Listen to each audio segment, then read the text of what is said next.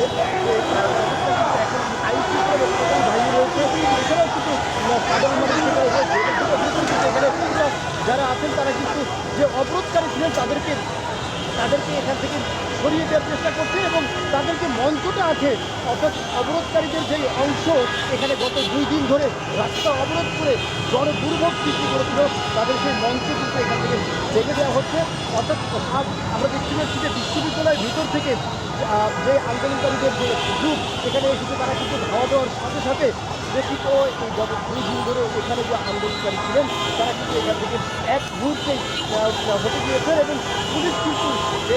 ধাওয়াকারী group আছে তাদের সাথে অংশগ্রহণ করেছে এবং আন্দোলনকারী যে অংশটি আছেন তাদের কিন্তু তারা এখান থেকে তাড়িয়ে দিতে সক্ষম হয়েছে। অর্থাৎ আমরা দেখতে পাচ্ছেন যে এখন পুলিশ এবং ধাওয়া প্রদানকারী যে গ্রুপটি আছে তারাই কিন্তু এখন মাঠে বলা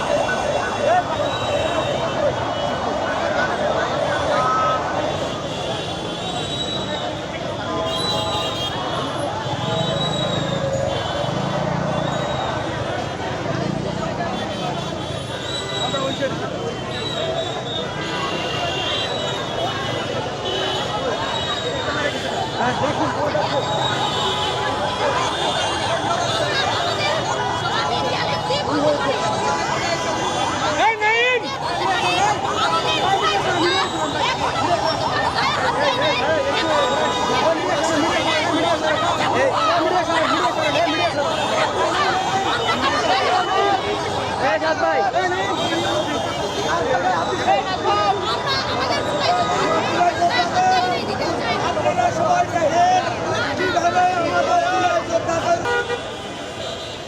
আরেকটি অংশ আক্রমণ করে তাদেরকে এখান থেকে সরিয়ে দিয়েছে এবং এখন আমরা দেখতে পাচ্ছি যে জোড়াই যোদ্ধাদের যে অংশটি